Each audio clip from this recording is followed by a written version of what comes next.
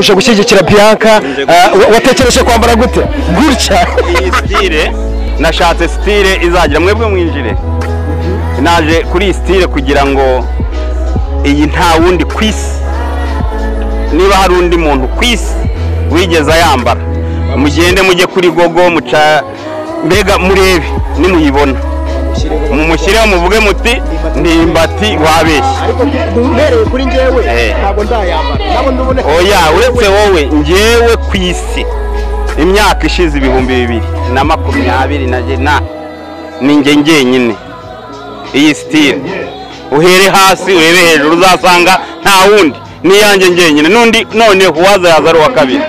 Nicyo ubwira abanyarwanda kuri fashion?